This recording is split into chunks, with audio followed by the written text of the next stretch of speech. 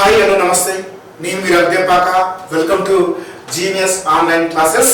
రీసెంట్గా జరిగిన గ్రూప్ 2 ఎగ్జామ్లో ముఖ్యంగా పేపర్ వర్క్ సంబంధించి తెలంగాణ ఉద్యమ చరిత్ర రాష్ట్రాలకు సంబంధించి నేను రచించిన మన జీనియస్ పబ్లికేషన్ వెలువడిన తెలంగాణ ఉద్యమ చరిత్ర రాష్ట్రాల పుస్తకం నుండి దాదాపుగా అంటే పేపర్ వర్క్ సంబంధించి 150 ప్రశ్నలు ఇస్తే 150 ప్రశ్నలకు సమాధానాలు, ముఖ్యంగా 140 క్వశ్చన్స్ సమాధానాలు మన పుస్తకం నుండే ఉన్నాయి. ముఖ్యంగా ఒక్క ఆప్షన్ అంటే క్వశ్చన్ 4 ఆప్షన్లు ఉంటే 4 ఆప్షన్లకు సమాధానం చూపించే బాధ్యత తీసుకొని వీడియో చేస్తున్నా. అంతేకాకుండా ఈ పుస్తకం మీద సక్సెస్ కావడానికి ప్రధాన కారణం ఏంటంటే తెలంగాణ ఉద్యమంలో ఒక విద్యార్థిగా నేను పాల్గొన్నాను. అంతేకాకుండా తెలంగాణ ఉద్యమంలో అత్యంత క్రియాశీలక పాత్ర పోషించినటువంటి 1969 మూవీలో పాల్గొన్న మేధావులను, అంతేకాకుండా తర్వాత తెలంగాణ మలిదేశ ఉద్యమంలో పాల్గొన్న టీఆర్ఎస్ పార్టీ చెందినటువంటి కొంతమంది మేధావులు, అంతేకాకుండా టీజేఎస్ లో క్రియాశీలక పాత్ర పోషించిన కోదండం సార్ని, అంతేకాకుండా తెలంగాణ ఉద్యమంలో పాల్గొన్నటువంటి ప్రజా సంఘాల నాయకులని, అంతేకాకుండా నక్సలైట్ మూమెంట్ లో పాల్గొన్నటువంటి కొంతమంది నక్సలైట్ పర్సనల్ కలిసి, అంతేకాకుండా ప్రజా సంఘాల నాయకులే కాకుండా అంతేకాకుండా విద్యార్థి సంఘాల నాయకులు కలవడమే కాకుండా వారి నుండి తెలంగాణ ఉద్యమం సంబంధించి ఏ సమాచారం ఉపయోగపడుతుంది, పుస్తకానికి ఎలాంటి అంటే ఆ సిలబస్ లో ఉన్న అంశాలు ఏమున్నాయి, అంశాల దగ్గర ఏ అంశాలు చేరిస్తే బాగుంటుంది, వారి నుండి చాలా వరకు సమాచారం తీసుకొని దాదాపుగా అంటే 2015లో మనకు DGPS ఏర్పడితే దాదాపు 4-5 సంవత్సరాల తర్వాత 2020లో మన పుస్తకాన్ని ఆగస్టులో కోదండం సార్ చేతుల మీదుగా పుస్తకాన్ని అయితే రిలీజ్ చేశాం. దాదాపుగా పుస్తకాన్ని సారు ఒక 1 మంత్ దాకా పుస్తకం పైన కొంచెం కరెక్షన్ చేసి అక్కడక్కడ సజెషన్స్ ఇస్తే మళ్ళీ ఆ సజెషన్ తీసుకొని ఇంకా మేధావులను కలిసి వాళ్ళ దగ్గర సమాచారం తీసుకొని ఆ పుస్తకాన్ని అయితే చాలా అద్భుతంగా అయితే రూపొందించారు. అందుకే ఈ రోజు జరిగినటువంటి గ్రూప్ 2 ఎగ్జామ్లో 150 ప్రశ్నలకి అందరికంటే అన్ని పుస్తకాల కంటే బెటర్గా మన పుస్తకం నుండి దాదాపుగా ఎక్కువ ప్రశ్నలు కవర్ అయినాయి కాబట్టి చాలా సంతోషానికి కలిగించిన విషయం. మరి పుస్తకం మీద సక్సెస్ కావడానికి ప్రధాన కారణం ఏంటంటే మిగతా పుస్తకాలకి ఈ పుస్తకానికి ఏంటంటే ఎక్కువ ప్రామాణిక అంశాలు తీసుకోవడము, ముఖ్యంగా ప్రామాణిక అంశాలు తీసుకోవడము, అంతేకాకుండా తెలంగాణ ఉద్యమంలో ప్రత్యక్షంగా పాల్గొన్నటువంటి వ్యక్తులను కలవడము, అంతేకాకుండా ఏ తెలంగాణ చరిత్రకైనా సాహిత్యం చాలా ఇంపార్టెంట్. మిగతా పుస్తకాలతో సాహిత్యం ఉందంటే మన పుస్తకంలో ఉన్నటువంటి సాహిత్యం ఏ పుస్తకంలో సాహిత్యం ఉండదు. సాహిత్యం అనగానే అంటే ప్రజా సంఘాలకు సంబంధించిన ఏమైనా సంస్థలు స్థాపించాయా, ఆ సంస్థల ఆధ్వర్యంలో ఏమైనా పత్రికలు ఏమైనా ఉన్నాయా, ఆ సంస్థల ఆధ్వర్యంలో కల్చరల్ ప్రోగ్రామ్స్ ఏమైనా నిర్వహించాయా, అంతేకాకుండా ఆ సంస్థలకు చెందినటువంటి వ్యక్తులు ఉదాహరణ జయశంకర్ సార్ అయితేంది, నందన సిద్ధారెడ్డి అయితేంది, కాళోజీ నారాయణరావు అయితేంది, ఇలా అనేక మంది మేధావులు అంటే ప్రొఫెసర్ జయశంకర్ సార్, అలాగే కోదండం సార్, ఇట్లా ఉన్న అనేక మంది వాళ్ళ యొక్క అద్భుత రచనలు ఏమైనా ఉన్నాయో వాటిపై క్వశ్చన్స్ రావడానికి ఆస్కారం ఉంటుంది కాబట్టి వాటిని కూడా కల్చర్ రూపంలో తీసుకొచ్చాము. అంతేకాకుండా తెలంగాణకు సంబంధించిన పాటలు అయితేంది, సినిమాలు అయితేంది, అన్నింటిని కూడా ఒక తెలంగాణకు సంబంధించిన ఒక సాహిత్యాన్ని అంతా కూడా ఈ పుస్తకంలో పొందుపరుస్తూ ఎక్కడ ఏది అవసరమో అక్కడ పొందుపరచం. అంతేకాకుండా తెలంగాణకు సంబంధించి ఉన్నటువంటి బేసిక్ ఇన్ఫర్మేషన్ తో పాటుగా ఈ పుస్తకంలో ముఖ్యంగా తీసుకుంటే తెలంగాణ కల్చర్కి సంబంధించిన వారసత్వ సంపదను కూడా ఈ పుస్తకంలో ఎక్కడ ఏది అవసరమో అన్ని తీసుకొచ్చి పెట్టాం కాబట్టి ఈ రోజు ఈ పుస్తకం అనేది గ్రూప్ 2 ఎగ్జామ్లో అత్యంత స్కోర్ చేసింది. మరి ఈ యొక్క పుస్తకం నుండి ఎక్కడ క్వశ్చన్స్ వచ్చాయని చూసినప్పుడు మనకు ప్రతి క్వశ్చన్ చూసుకున్నప్పుడు పేజీ నెంబర్తో సహా ఇచ్చాము. ఈ క్వశ్చన్ నుంచి ఈ పేజీ నెంబర్ నుంచి క్వశ్చన్ వచ్చింది, దాని ప్రూఫ్ ఇలా చూపిస్తున్నాం. కాబట్టి ఈ పుస్తకం అనేది TGPSC నిర్వహించే ఎగ్జామ్స్ కి అంతేకాకుండా అభ్యర్థులు కూడా ఒక ప్రామాణికమైన ఒక పుస్తకంగా ఉంటుందని ఆశిస్తున్నాను. కాబట్టి ఈ యొక్క వీడియోను మీ యొక్క గ్రూప్ 2 సిన్సియర్గా ప్రిపేర్ అయ్యే అభ్యర్థులకి, అలాగే త్వరలో ప్రిపేర్ అయ్యే అభ్యర్థులకి ఈ యొక్క వీడియో షేర్ చేయండి. ఎందుకంటే ఇప్పటి నుండే ఒక సరైన ప్రిపరేషన్ అంటే ఎక్కడి నుంచి క్వశ్చన్స్ పడుతున్నాయి ఏంటి అని ఒక ఆలోచన అలా కలుగుతుంది కాబట్టి ఇప్పటి నుండి సరైన ప్రిపరేషన్ చేస్తారు కాబట్టి వీడియో అయితే షేర్ చేయండి, లైక్ చేయండి, కామెంట్ చేయండి. ఓకేనా ఫ్రెండ్స్, రైట్ స్టార్ట్ చేద్దాం. Question number 1. ఈ యొక్క వీడియోలో వచ్చేసి మనకు 1 to 73 ఉంటాయి. ఇంతకుముందే మనం ఒక వీడియోను అప్లోడ్ చేసాము, 74 నుంచి 150 వరకు క్వశ్చన్స్ అప్లోడ్ చేసాము. ఈ వీడియోలో 1 to 73 వరకు ఉంటాయి. ఓకేనా, రైట్. క్వశ్చన్ నెంబర్ 1 చూద్దాం. ఫస్ట్ క్వశ్చన్ వచ్చేసి ఈ కింది వాక్యాలను పరిగణించండి. ఆప్షన్ ఏమి ఇచ్చాడంటే హైదరాబాద్ ప్రభుత్వం 1946 మరియు 1948 మధ్య దాదాపుగా అన్నాడు ఇక్కడ చూడండి, దాదాపుగా 50,000 మంది ముస్లింలను బయట నుండి రప్పించి మిలిటరీ, పోలీస్ మరియు ఆబ్కారీ శాఖలను నియమించింది. దీనికి సంబంధించి మన జీనియస్ పబ్లికేషన్ పుస్తకంలో 189 పేజీలో, అంటే తెలంగాణ ఉద్యమ చరిత్రకు సంబంధించి 189 పేజీలో దీనికి సంబంధించిన సమాచారం ఉంది. ఎక్కడంటే 1944 తర్వాత మనకు బహదూర్ యార్ జంగ్ మరణిస్తారు. ఇది ఎంఐఎం కి అధ్యక్షత వహించినటువంటి నవాబ్ బహదూర్ యార్ జంగ్ మరణిస్తారు. అతని తర్వాత అబుల్ హసన్ సయ్యద్ అలీ అనే అతను ఎన్నికల ద్వారా మొట్టమొదటిసారిగా ఎంఐఎం కు అధ్యక్షత వహించడం జరుగుతుంది. అతని తర్వాత 1946 లో ముఖ్యంగా కాసిం రజీ ఏం చేస్తారంటే ఎంఐఎం కు అధ్యక్షుడు కావడం జరుగుతుంది. ఆ తర్వాత 1946 మధ్య దాదాపుగా చూడండి హైదరాబాద్ రాష్ట్రంలో ఇతడు కాసిం రజీ మతోన్మాది ఇతడు రజాకాల సంఖ్యను 50,000 పెంచాడు.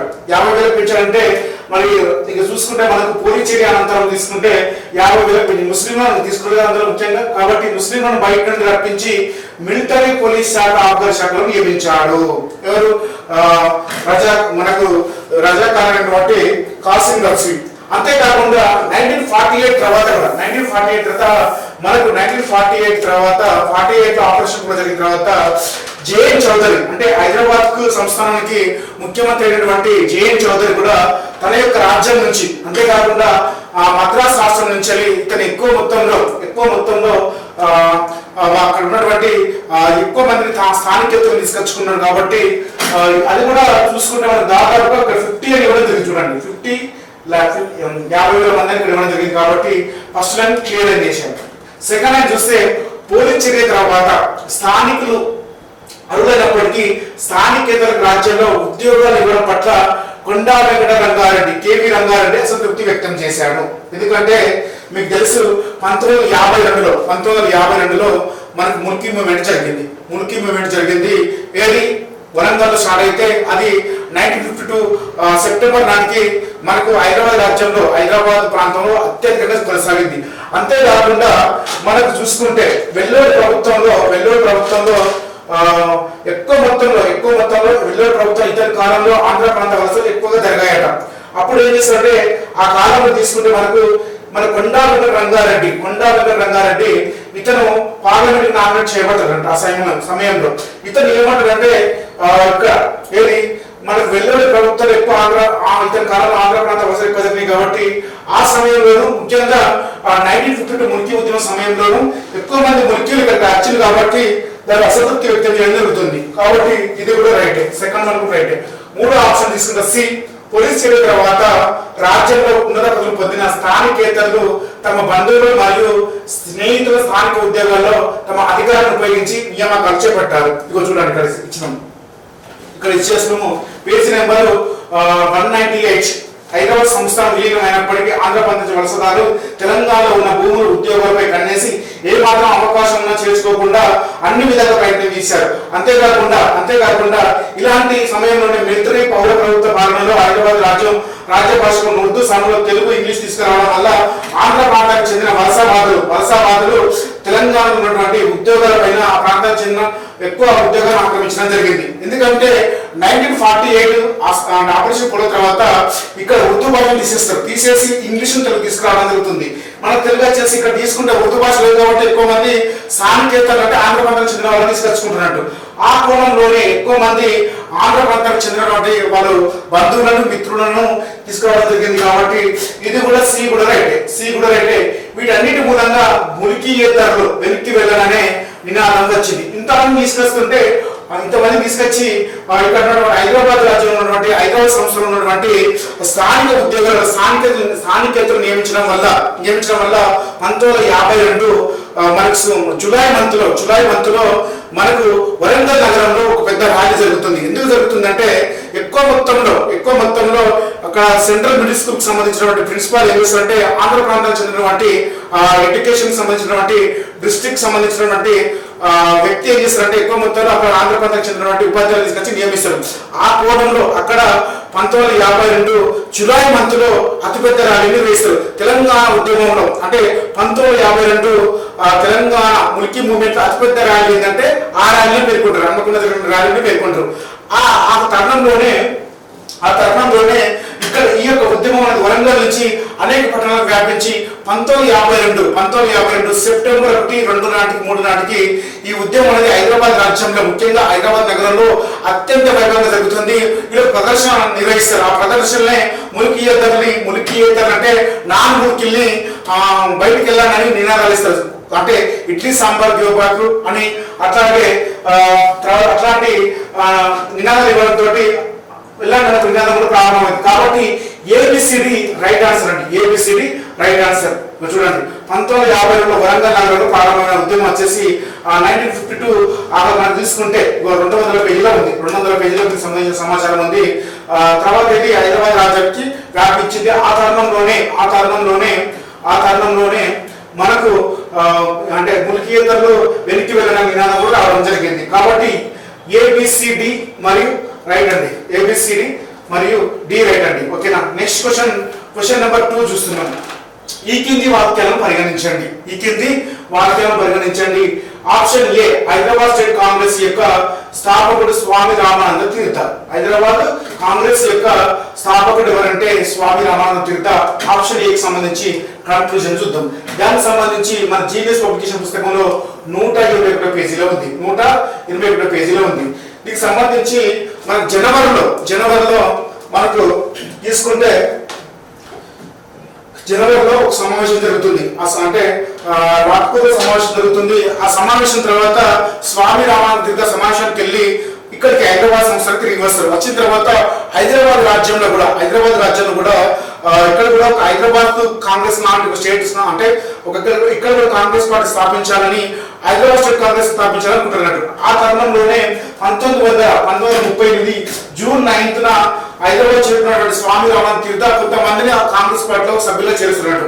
దాంతో అతన్ని హైదరాబాద్ స్టేట్ కాంగ్రెస్ స్థాపకులు పేర్కొంటారు. దీనికి సంబంధించి మన జీనియస్ పబ్లికేషన్ పుస్తకంలో 121 పేజీలో ఉంది. ఓకేనా, పబ్లికేషన్ పుస్తకంలో ఉంది. నెక్స్ట్ బి ఆప్షన్ చూస్తే హైదరాబాద్ రాజ్యంని ఇండియన్ యూనియన్ లో విలీనం కావాలని ఈయన 1947 సంవత్సరంలో విలీన ఉద్యమం ప్రారంభించారు. హైదరాబాద్ స్టేట్ కాంగ్రెస్ స్థాపించిన తర్వాత దీనిపైన ఆనాటి నిజాం ఉన్నటువంటి మీర్ ఉస్మాన్ అలీ ఖాన్ హైదరాబాద్ స్టేట్ కాంగ్రెస్ పై నిషేధం విధిస్తాడు. ఈ నిషేధాన్ని తొలగించడం కోసం హైదరాబాద్ కాంగ్రెస్ అనేక ఉద్యమాలు చేస్తుంది. అందరికీ తెలిసిన విషయమే. కానీ 1947 నాటికి భారతదేశానికి బ్రిటిషర్స్ స్వతంత్రాన్ని ఇవ్వాలనే ఉద్దేశంతో కొన్ని కమిషన్స్ తీసుకొస్తూ ఉంటది. ఆ నేపథ్యంలోనే ఇక్కడ హైదరాబాద్ సంస్థానాన్ని కూడా ఇండియన్ యూనియన్ లో విలీనం చేయాలని 1947 ఆగస్టులో మనం తీసుకుంటే కర్బాల మైదానంలో ఒక ఉద్యమం స్టార్ట్ అవుతుంది. అదే జైన్ ఇండియా ఉద్యమం 1947 నుండి 48 మధ్య జరుగుతుంది. అది ముఖ్యంగా తీసుకుంటే కర్బాల మైదానం జరుగుతుంది కాబట్టి ఇది కూడా రైటే. దీనికి సంబంధించిన సమాచారం వచ్చేసి 185 పేజీలో ఉంది. దానికి సంబంధించిన సమాచారం. నెక్స్ట్ క్వశ్చన్ నెంబర్ 3 నిజాం కాలంలో ఎవరి సంస్కరణలు తర్వాతి కాలంలో ముల్కీ నాన్ ముల్కీల మధ్య తగాదాలకు కారణమయ్యాయి. మీర్ తురబ్ అలీ ఖాన్ అంటే మొదటి సాలార్జంగ్. ఆ తర్వాత తీసుకుంటే సర్ అక్బర్ హైదరీ, ఇతను తీసుకుంటే ప్రధానంగా పనిచేసింది. అతను కూడా మంచివాడే, అది ఇబ్బంది ఏం లేదు. నెక్స్ట్ మీర్ లయక్ అలీ ఖాన్ అంటే ఇతను వచ్చేసి రెండవ సాలార్జంగ్. మీర్ యూసుఫ్ అలీ ఖాన్ అంటే మూడవ సాలార్జంగ్.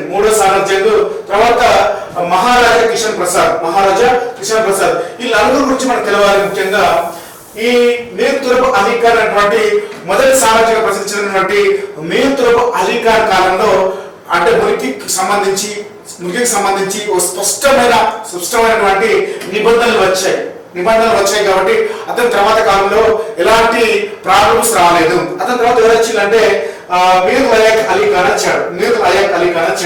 ఆ మీర్ లయక్ అలీ ఖాన్ తీసుకొచ్చినటువంటి సంస్కరణలు ఏమైందంటే మనకు 1884లో ఫిబ్రవరి 1 తారీఖున ఉర్దూ భాషను సంస్థానపు అధికార భాషగా చేస్తారు. అంతకుముందు 1884 కన్నా ముందు అంటే 5వ సంస్థానం యొక్క భాష అధికార భాష ఏంటంటే పర్షియన్ భాష. ఈ పర్షియన్ భాషను పర్షియన్ ఉంచిన వ్యక్తి ఎవరంటే మొదటి సాలార్ జంగ్. ఈ యొక్క భాషా స్థానంలో 1884 ఫిబ్రవరి 21 మనకు సంస్థానపు అంటే 5వ సంస్థానం యొక్క అధికార భాషగా 2వ సాలార్ జంగ్ గుర్తింపునిస్తాడు. దాని ద్వారా ఉత్తర భారతదేశంలో ఉన్నటువంటి అనేక మంది స్థానికేతలు హైదరాబాద్ రాజ్యంలో వచ్చి స్థిరపడడం జరుగుతుంది. ఎందుకంటే అప్పటి వరకు మా తెలంగాణ అంటే 5వ సంస్థానం చెందినటువంటి ముస్లింస్ అయితే హిందువులు అయితే పర్షియన్ భాషలో విద్యాభ్యాసం చేశారు. దీనివల్ల చాలా మంది కూడా ఉద్యోగాలు కోల్పోవాల్సిన పరిస్థితి ఏర్పడింది ఏది ములికీలకి. అంతేకాకుండా నాన్ ములికీల ఒత్తిడితో 2వ సాలార్ జంగ్ పర్షియన్ భాష స్థానంలో ఉర్దూ భాష తీసుకురావడమే కాకుండా అనేక పరిపాలన రంగాలలో న్యాయ సంస్కరణలో ఉర్దూ భాష తీసుకొచ్చాడు. అంతేకాకుండా బ్రిటిష్ వారి యొక్క ప్రోత్సాహంతో ఇంగ్లీషు తప్పనిసరిగా భాష చేయడం వల్ల ఇది మద్రాస్ రాష్ట్రం నుంచి దేశంలో అనేక ప్రాంతాల నుంచి కూడా ఇతర స్థానికేతరులు ఎక్కువ మొత్తంలో నియమించుకోవడం జరిగింది.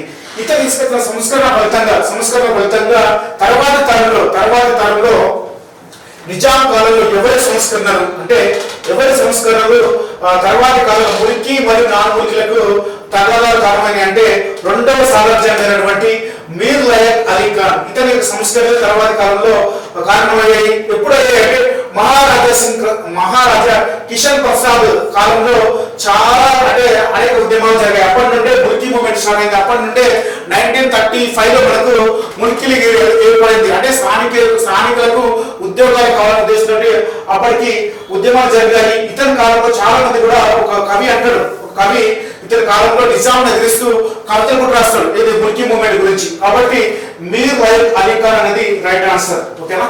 నెక్స్ట్ క్వశ్చన్ వచ్చేసి 4th క్వశ్చన్ నెంబర్ చూద్దాం. మీర్ ఉస్మాన్ అలీ ఖాన్ జారీ చేసిన పరమాణ ఆధారంగా హైదరాబాద్ సివిల్ సర్వీసెస్ రెగ్యులేషన్ ని ఏ సంవత్సరంలో ప్రకటించారు? ఇతని యొక్క సంస్కరణ ఫలితం అంటే అసలు 1919 చట్టం అయితే హైదరాబాద్ సివిల్ సర్వీసెస్ రెగ్యులేషన్ చట్టం.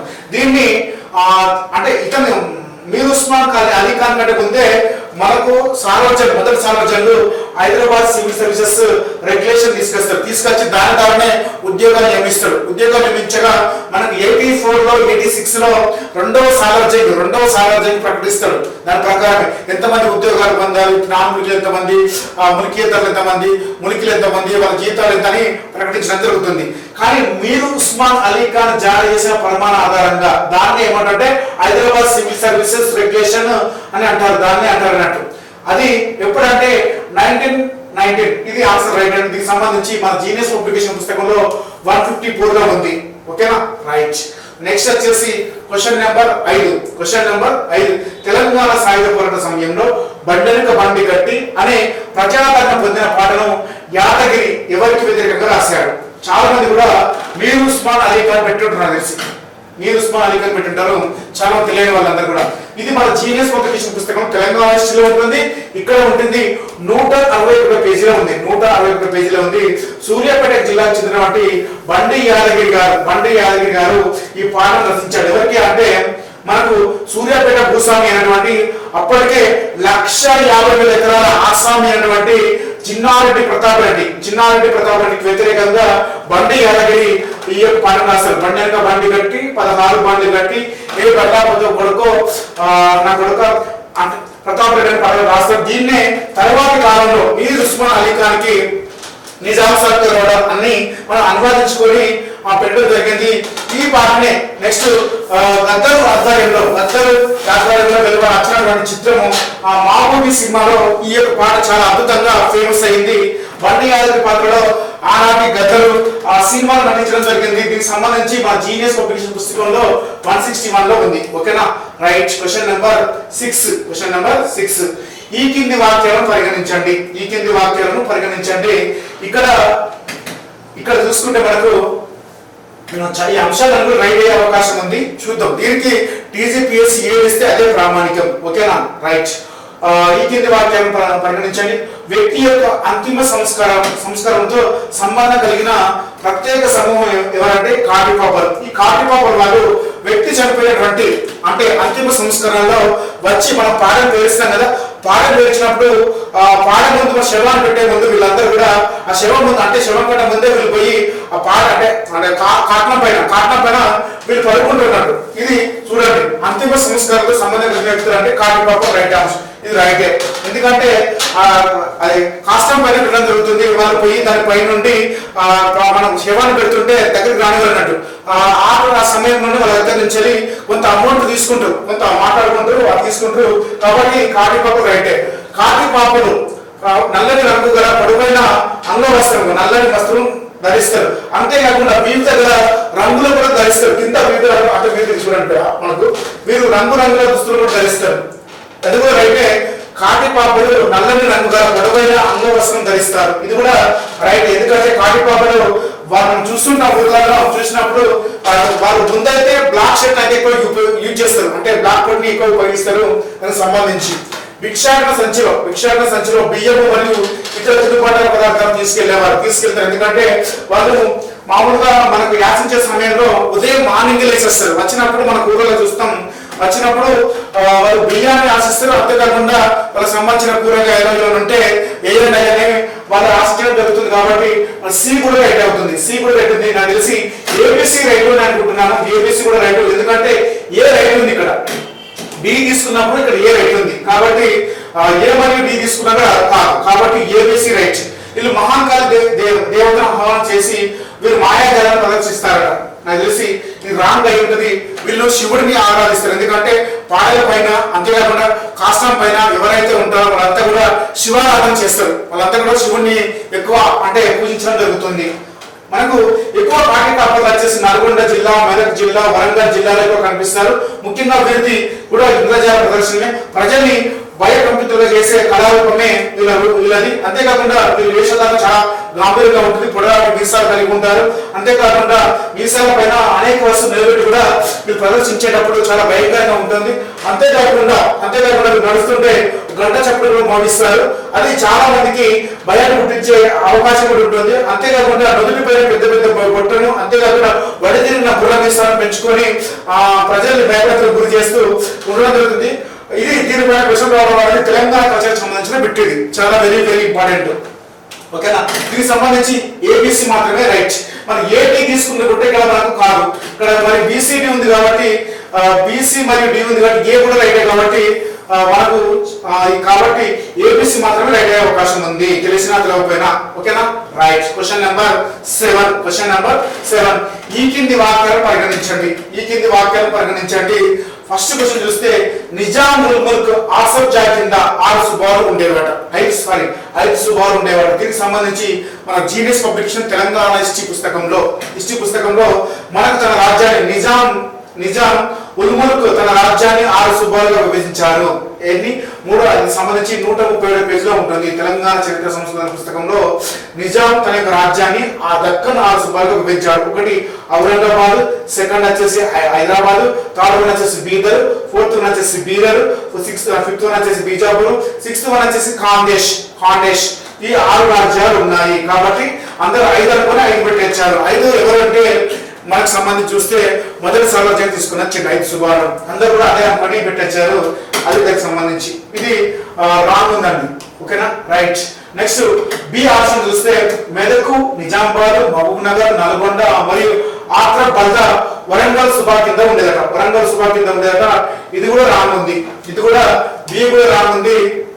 తీసుకుంటే మనం చూద్దాం సార్ ఎలా అంటే మనకు తెలంగాణ ప్రాంతం అని, అలాగే కర్ణాటక ప్రాంతం అని, మరాఠా ప్రాంతం అని 3 ప్రాంతాలతో 5వ సంస్థానం ఉండేది అప్పట్లో. మన తెలంగాణ ప్రాంతంలో 2 అంటే సుబాకి సంబంధించి తీసుకుంటే 2 సుబాలు అంటే 2 డివిజన్స్ ఏర్పాటు చేశారు. ఒక డివిజన్ వచ్చేసి మెదక్ లేదా హుస్నాబాద్ డివిజన్ అని, ఒకటి వచ్చేసి వరంగల్ డివిజన్ అని అంటారు. ఈ వరంగల్ డివిజన్ లో ఏముంది అంటే వరంగల్ చాలా పెద్ద మొత్తం ఉంటుంది. వరంగల్ అని ఈ వరంగల్ లో కరీంనగర్ ఉంటుంది. వరంగల్ అంతర్భాగంగా ఖమ్మం ఉండేది. ఖమ్మం అప్పటికి ఏర్పడలేదు. ఖమ్మం లేదు, జిల్లా లేదు. ఖమ్మం అనేది వరంగల్ జిల్లా అంతర్భాగం ఉంటే 1953లో ఖమ్మం ఏర్పాటు చేశారు.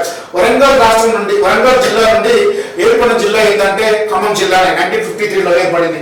ఆ తర్వాత తీసుకుంటే దానికి సంబంధించి మరి మెదక్ లేదా కృష్ణాబాద్ డివిజన్ సంబంధించి ఇక్కడ ఏమి ఇచ్చాడు, మెదక్ ఉంది, నిజామాబాద్ ఉంది, మహబూబ్ నగర్, నల్గొండ అన్ని కూడా మెదక్ లేదా కృష్ణాబాద్ డివిజన్ లో ఉంటాయి. ఆ డివిజన్ లో మెదక్ జిల్లా ఉంది, నల్గొండ ఉంది, మహబూబ్ నగర్ ఉంది, నిజామాబాద్ ఉంది, అత్రబర్ద ఉంది. అత్రబర్ద అంటే రంగారెడ్డి జిల్లా. రంగారెడ్డి జిల్లా ఎప్పుడు ఏర్పాటు చేశారంటే 1978లో ఏర్పాటు చేశారు. ఆగస్టు 15 ఏర్పాటు చేయడం జరిగింది. అది అత్రబర్ద. అందులో భాగంగానే హైదరాబాద్ రంగారెడ్డి కలిసి ఉండేది అత్రబర్దలోనే. ఈ అత్రబర్దను డివైడ్ చేసి రంగారెడ్డి జిల్లాని ఏర్పాటు చేశారు. అత్రబర్దనే హైదరాబాద్ రంగారెడ్డి కలిసిన ప్రాంతాన్ని అత్రబర్ద అనేది. ఓకేనా. 1978లో రంగారెడ్డి జిల్లాను పేరు మార్చడం జరిగింది దీనికి సంబంధించి. కాబట్టి ఇక్కడ వరంగల్ సుభాగ్ కింద ఉండేదంటే కాబట్టి రాంగ్ అవుతుంది. కాబట్టి ఎవరైతే ఏ మరియు బి రెండు కావాలి పెడతారో ఆన్సర్ రైట్ అండి. ఓకేనా, రైట్. Question number 8. మనకు ఒక సైడ్ జాతరలు ఇచ్చాడు, ఒక సైడ్ దేవతలు ఇచ్చాడు. మనకు తెలుసు మల్లెకొండ జాతర వెంకటేశ్వర స్వామి పెద్దగా, అలాగే బెజ్జంకి జాతర చేసి తీసుకుంటే మనకు లక్ష్మీనరసింహ స్వామి, పెద్దగొల్ల జాతర వచ్చేసి నిమ్మల స్వామి, కుమారవేలి జాతర వచ్చేసి మల్లికార్జున స్వామి మనకు అందరూ తెలుసు. దీనికి సంబంధించి ఇప్పుడు మనకు మల్లెకొండ జాతరలో వెంకటేశ్వర స్వామిని పూజిస్తారు. ఇది పేరు తిరుపతిగా, రెండవ తిరుపతిగా ప్రసిద్ధి చెందింది. ఇది ఉమ్మడి మహబూబ్నగర్ జిల్లా, ఇప్పుడున్న ప్రజెంట్ మహబూబ్నగర్ జిల్లాలో ఉంటుంది. ఈ యొక్క ముళ్ళకొండనే తర్వాత మల్లెకొండగా మారి ఆ తర్వాత ఇది ప్రసిద్ధిగాంచింది. ఇక్కడ వెంకటేశ్వర స్వామిని పూజిస్తారు. బెజ్జంకి జాతర వచ్చేసి సిద్దిపేట జిల్లాలో ఉంది. ఇక్కడ లక్ష్మీనరసింహ స్వామిని పూజిస్తారు. ఇది సిద్దిపేటకు సంబంధించింది. నెక్స్ట్ గొల్లగడ జాతర వచ్చేసి ఇది సూర్యాపేట జిల్లా చివ్వేపల మండలము దూరజ్పల్లి గ్రామంలో ఉంది. దీనికి సంబంధించి ఇక్కడ వచ్చేసి తీసుకుంటే మనకు లింగంపల్లి స్వామిని పూజిస్తారు. కుమారవేలి జాతర వచ్చేసి మనకు ఇంతకుముందు వరంగల్ జిల్లాలో ఉండేది, ఇప్పుడు సిద్దిపేట వచ్చింది, సిద్దిపేట జిల్లాలో జరుగుతుంది. ఇక్కడ మల్లికార్జున స్వామిని అనగా శివుడిని పూజిస్తారు. ఇక్కడ దీనికి సంబంధించిన సమాచారం. కాబట్టి దీనికి సంబంధించి మన జీనియస్ పబ్లికేషన్ లో 38వ పేజీ, అలాగే 48వ పేజీ బెజ్జంకి జాతర, తర్వాత 35వ పేజీ గొల్లగడ జాతర, కుమారవేలి జాతర 35వ పేజీలో ఉంటాయి. ఓకేనా, రైట్. క్వశ్చన్ నెంబర్ 9 చూద్దాం.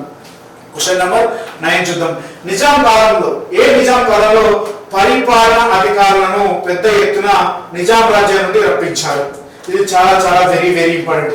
అందరూ కూడా నాకు తెలిసి మేము అధికారం పెట్టి వచ్చి ఉంటారు, ఎందుకంటే అదే అధికారం పెట్టి వచ్చి ఉంటారు. రైట్. ఒక ఇస్తే అబ్జర్వ్ లేకపోతే మేము అధికారం ఇవ్వచ్చు. ఓకేనా, రైట్. అబ్జర్వ్ కాలం ఏమైందంటే 1857లో మనకు సిపాయి తిరుగుబాటు జరిగింది. 1857లో సిపాయి తిరుగుబాటు జరిగింది. ఇక సిపాయి తిరుగుబాటు జరిగినప్పుడు ఉత్తర భారతదేశంలో ఉద్యోగాలు కోల్పోయిన ముస్లింలందరూ కూడా ఇక్కడ ఉన్నటువంటి ముస్లిం రాజ్యంపై ఆధారపడాల్సిన పరిస్థితి ఏర్పడింది. అధిక మొత్తంలో ఇక్కడ ఉన్నటువంటి సాలార్ జంగ్ స్థానికేతర నైపుణ్యం గల వ్యక్తులు మద్రాసు రాష్ట్రం నుంచి ఇంగ్లీష్ భాష తెలిసినటువంటి మద్రాసు రాష్ట్రం నుంచి, అంతేకాకుండా 1957లో ఉద్యోగాలు కోల్పోయినటువంటి అందరు ముస్లింలందరూ కూడా ఇక్కడ ముస్లిం రాజ్యంపై ఆధారపడిన పరిస్థితి ఏర్పడింది. ఎక్కువ మొత్తంలో ఇక్కడికి రావాల్సిన పరిస్థితి ఏర్పడింది. కాబట్టి ఇక్కడ చూస్తే మీకు అర్థమవుతుంది. ఇగో సిపాయి తిరుగుబాటు కారణం ఒకటి, అంతేకాకుండా మొదటి సామ్రాజ్యం ప్రధాని అయిన తర్వాత ఆధునీకరించే ప్రక్రియలో భాగంగా ఎక్కువ మొత్తంలో 1953లో తీసుకుంటే ఎక్కువ మందిని బొంబాయి మద్రాసు రాష్ట్రం నుంచి విద్యావంతుల వంటి చాలా మంది తీసుకుని వచ్చాడు. ఎవరి కాలంలో? అబ్జర్వ్ ద కాలంలో అప్పటి ప్రధాని ఎవరంటే మొదటి సామ్రాజ్యం వీళ్ళిద్దరు కూడా ఇటు బ్రిటిష్ వారికి సహకరిస్తారు, అంతేకాకుండా ఎక్కువ మొత్తంలో తీసుకురావడం రప్పించడం జరుగుతుంది. కాబట్టి ఆన్సర్ వచ్చేసి అబ్జర్వ్ ద అవుతుంది. లేకపోతే వీళ్ళు మేము పరిగణన కూడా ఆస్కారం ఉంటుంది. ఓకేనా, ఎందుకంటే ఇతర కాలంలోనే మొదటి సామ్రాజ్యం ఎక్కువ మొత్తంలో ఉద్యోగ నియామకాలు చేపట్టాడు, అంతేకాకుండా శిక్షణ సంస్థలు ఏర్పాటు చేశాడు, అంతేకాకుండా అది కూడా ప్రధాన కారణంగా చెప్పుకోవచ్చు. రైట్. క్వశ్చన్ నెంబర్ 10 ఆన్సర్ అయితే దీనికి అబ్జర్వ్ ద రైట్ అండి. రైట్. ఒక నిజాకపోతే మాత్రం మేము పలకని ఇవ్వచ్చు. రైట్. క్వశ్చన్ నెంబర్ 10 చూద్దాం. క్వశ్చన్ నెంబర్ 10 చూస్తే మనకు ఆప్షన్ ఏ ఈ కింది వాక్యాలను పరిగణించండి. గోదావరి నది ఉపనది అయిన మంజీరా గోదావరి నదిని నిర్మల్ వద్ద కలుస్తాడా? నిర్మల్ వద్ద కలదండి. నిజామాబాద్ జిల్లా రేంజర్ మండలం కందుర్తి గ్రామం వద్ద ఇది మంజీరా నది గోదావరి నదిలో కలుస్తుంది. అదే అక్కడనే ఆరుద్ర నది కూడా త్రివేణి సంగమంగా ఏర్పడుతున్నట్టు. ఇక్కడ నిజామాబాద్ జిల్లా, ఇక్కడ ఏమి ఇచ్చాడు? నిర్మల్ జిల్లా ఇచ్చాడు. కాబట్టి ఫస్ట్ ఏ వన్ రాంగ్. నెక్స్ట్ తుంగభద్ర నది కృష్ణా నదిని ఆలపూర్ వద్ద కలుస్తుంది. ఆలపూర్ వద్ద కలవడానికి చిన్న పక్కన చిన్న గ్రామం కలుస్తుంది కాబట్టి ఇది కూడా ఇది బి రైట్ అయ్యే అవకాశం ఉంది. కాబట్టి బి ఏమైనా పెడితే రైట్ కావచ్చు. ఏ మరియు బి రెండు కూడా సరికావు కూడా కావచ్చు. వాడి ఆప్షన్ మన ఇష్టాన్ని బట్టి ఉంటుంది. ఆన్సర్ బి అయ్యే అవకాశం ఉంది. ఓకేనా. తుంగభద్ర నది చూడండి ఇక్కడ మనకు కర్ణాటక సరిహద్దులలో ముఖ్యంగా తీసుకుంటే కర్నూలు జోగులాంబ సరిహద్దు ఎప్పటి కృష్ణా జిల్లాలో కలుస్తుంది. కృష్ణా అంటే గద్వాల జిల్లా జోగులాంబకు సంబంధించి అక్కడే కాబట్టి కలుస్తుంది. కాబట్టి ఆన్సర్ బి రైట్ అయ్యే అవకాశం ఉంది. ఓకేనా. క్వశ్చన్ నెంబర్ దీనికి సంబంధించి మన జీనియస్ పబ్లికేషన్ పుస్తకంలో తెలంగాణ జాగ్రఫీలో ఉన్నది. అంతేకాకుండా తెలంగాణ మూవ్మెంట్ కూడా మనం పొందుపరిచాము. ఓకేనా. రైట్. క్వశ్చన్ నెంబర్ 11 ఆంధ్రాతో తెలంగాణ విలీనమైతే తెలంగాణకు అన్యాయం జరుగుతుందని ఫజల్ అలీ కమిషన్ కి విన్నపించిన టీచర్స్ యూనియన్ నాయకుడు ఎవరంటే ఆనందరావు తోట. ఇది ఆనందరావు తోట. దానికి సంబంధించి మనకు తెలంగాణ యూనివర్సిటీ కళాశాల అధ్యాపకుల కన్వెన్షన్ సంబంధించి ఒక ఉంటుందండి. దానికి సంబంధించి తోట ఆనందరావు పనిచేస్తాడు. అంతేకాకుండా ఈ యొక్క తోట ఆనందరావు అధ్యాపక కన్వెన్షన్ కి ప్రొఫెసర్ జయశేఖర్ సార్ తోటి, అలాగే ఆనందరావు తోట తోటి, శ్రీధర్ స్వామి తోటి, పెన్నం లక్ష్మీకాంతరావు తోటి కలిసి ఇతను అంటే ఇది ఆ కాలం 1969లో ఇతను అంటే ఉద్యమాన్ని కొనసాగిస్తారు. అంతకుముందు ఇదేంటి టీచర్స్ యూనియన్ అంతకుముందు టీచర్స్ యూనియన్ గా ఉండేది. ఇది టీచర్స్ యూనియన్ లో పనిచేసిన అతను తర్వాత అధ్యాపకులుగా దానికి చేస్తాడు. ఆ తర్వాత తీసుకుంటే అంతేకాకుండా 69లో తెలంగాణ కళాశాల ఉపాధ్యాయ కన్వీనర్ కూడా పనిచేస్తాడు ఇతను. ఎవరు? టి ఆనందరావు తోట. ఇది దీనికి సంబంధించి మన జీనియస్ పబ్లికేషన్ పుస్తకంలో 316 పేజీలో ఉంది, 326 పేజీలో ఉంది. అయితే మరి టి ఆనందరావు తోట తెలంగాణ టీచర్స్ అంటే తెలంగాణకు సంబంధించి టీచర్స్ యూనియన్ నాయకుడు కాబట్టి అప్పటికి 1952-54 మధ్య వీళ్ళు వరంగల్కి వస్తారు. ఫజల్ అలీ కమిషన్ వరంగల్కి వస్తుంది. వరంగల్కి వచ్చినప్పుడు ఇతను ఉర్దూ భాషలో ఆనందరావు తోట 1954లో ఈ ఫజల్ అలీ కమిషన్ ముందు హాజరయ్యి ఒక ఆంధ్ర ప్రాంతంలో తెలంగాణ ఏర్పాటు చేసినట్లయితే తెలంగాణ అన్యాయాలకు గురవుతుందని ఒక విన్నపించిన వ్యక్తి ఎవరంటే టి ఆనందరావు తోట. ఓకేనా. ఇది దీనికి సంబంధించిన సమాచారం. ఎవరైతే ఆనందరావు తోట పెడతారో వాళ్ళ రైట్ ఆన్సర్. నెక్స్ట్ విశాలాంధ్రకు సంబంధించి కింది వాటిని కార్యక్రమంలో అమర్చండి. ఒక్కొక్కటి చూద్దామని. ఫస్ట్ ఆప్షన్ చూసుకుంటే ఏ ఆప్షన్ హైదరాబాద్ రాష్ట్ర శాసనసభలో విశాలాంధ్రపై చర్చ ఎప్పుడు జరిగిందంటే ఫస్ట్ సారిగా చర్చ ఎప్పుడు జరిగింది 1954 జూన్ 7 జరిగింది. దానికి సంబంధించి మన జీనియస్ పబ్లికేషన్ పుస్తకంలో 231 పేజీలో ఉంది. దానికి సంబంధించి 231 పేజీలో ఉంది.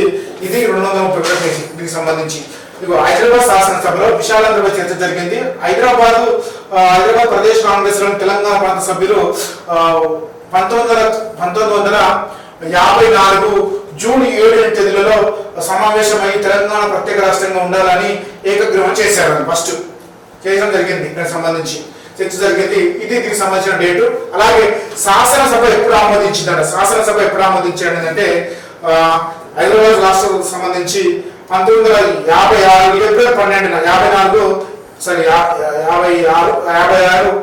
ఏప్రిల్ 12 ఆమోదించింది. రాజ్యసభ ఎప్పుడు ఆమోదించింది అంటే 1956 ఆమోదించింది. రాష్ట్రపతి బిల్లుపై ఎప్పుడు సంతకం చేశారంటే 1956 ఆగస్టు 31 ఆమోదించడం జరిగింది. సంబంధించి మనకు ఎవరైతే ఏబిసిడి పెడతారో వాళ్ళ ఆన్సర్ రైట్. ఎక్కడైనా ఏ బిల్లు పైన నేర్చుకున్నప్పుడు రాష్ట్రపతి ఆమోదం చివరిగా ఉంటుంది.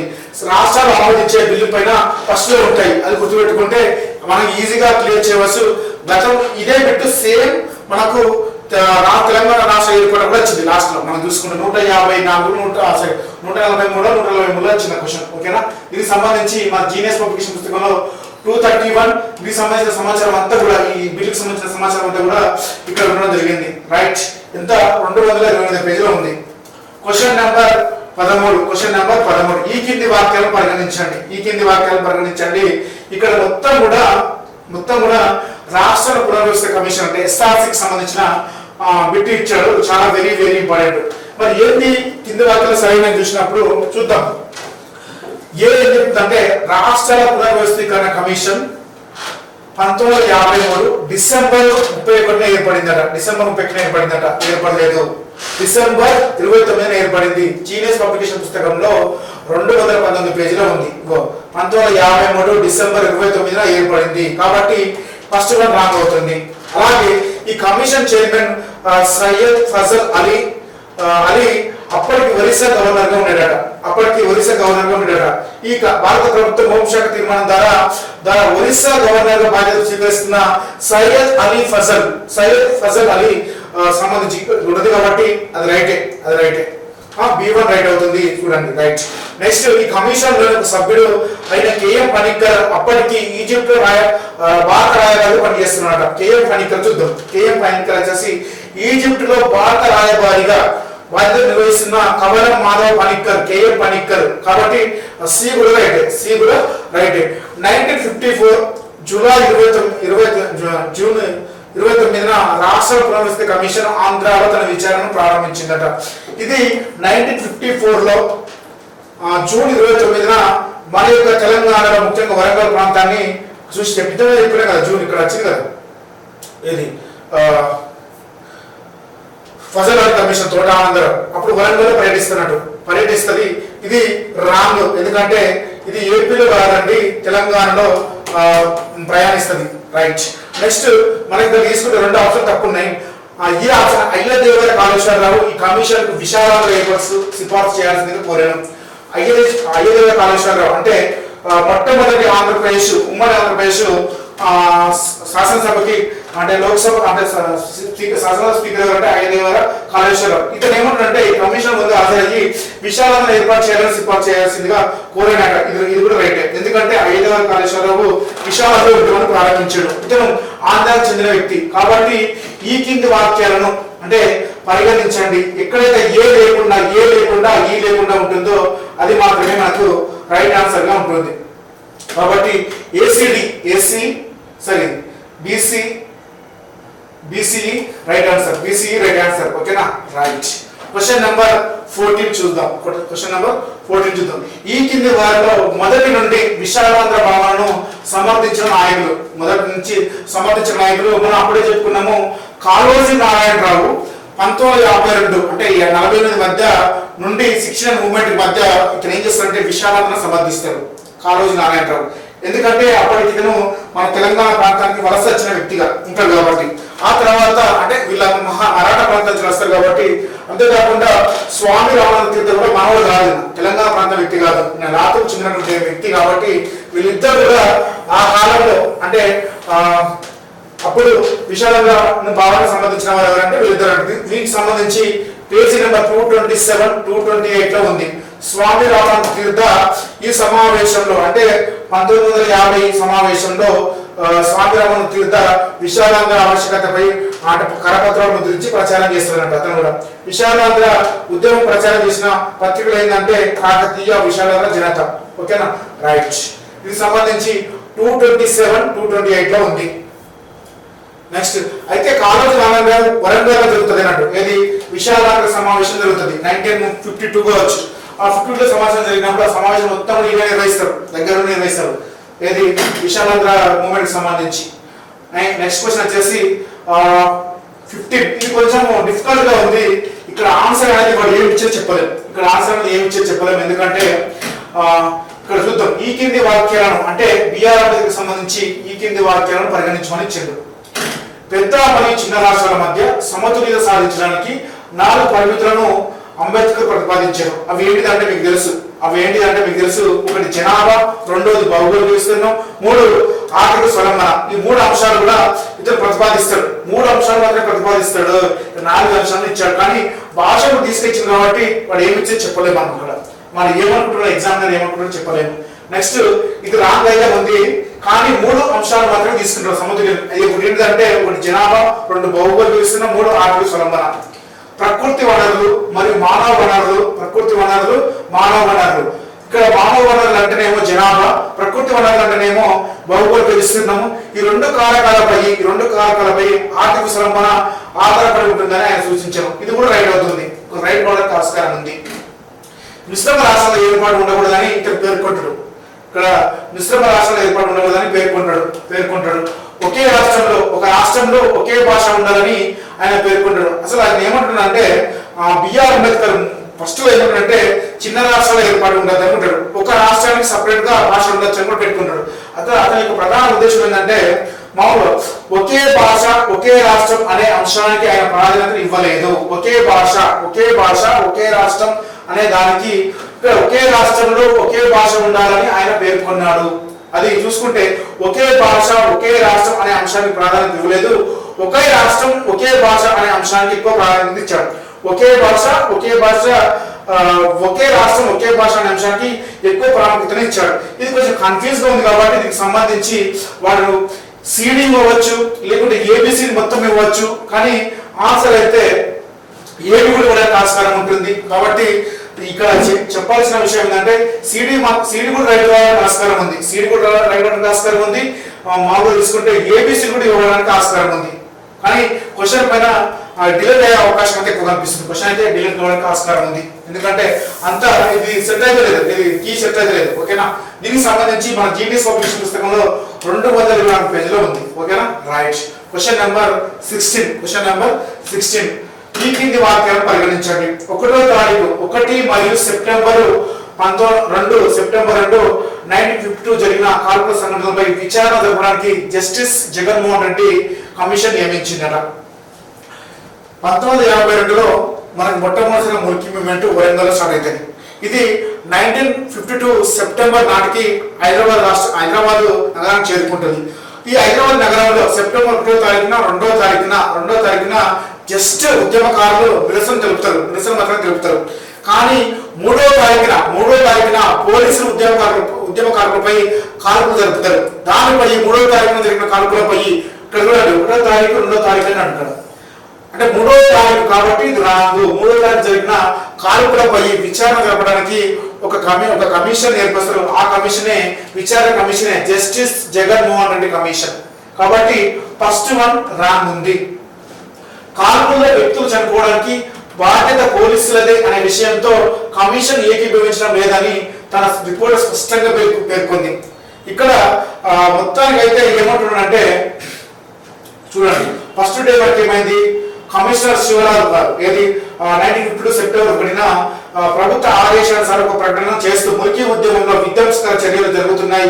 ఈ విధ్వంసకర చర్యలలో పాల్గొనే 10 పోలీసులు కఠిన చర్యలు తీసుకుంటారు కాబట్టి ఎవరు బయటకు వెళ్తారో అన్నట్టు ఆ రోజు తల్లిదండ్రులకు స్కూళ్ళకు అందరూ కూడా విజ్ఞప్తి చేస్తారు. 2వ తారీఖున కమిషనర్ ఇచ్చిన ప్రకటనను లక్ష్య పెట్టిన విద్యార్థులు పెద్ద ఎత్తున హైదరాబాద్ లోని ప్రదేశాల్లో ర్యాలీలు నిర్వహించారు. 3వ తారీఖున సెప్టెంబర్ 3వ తారీఖున పోలీస్ కమిషనర్ సిటీ పోలీస్ చట్టం సెక్షన్ 22 ప్రకారం ఊరేగింపులు సభలు సమావేశాలపై నిషేధం విధిస్తారు. సిటీ కాలేజ్ సంఘటన దగ్గర ఈ విద్యార్థులు బయటకు రావడంతో 3వ తారీఖున కాల్పులు జరపడంతో చాలా మంది మరణిస్తారు. అయితే దీనిపై జగన్మోహన్ రెడ్డి కమిషన్ వేస్తారు. అతను ఏమన్నాడంటే మనం తీసుకుంటే చూడండి,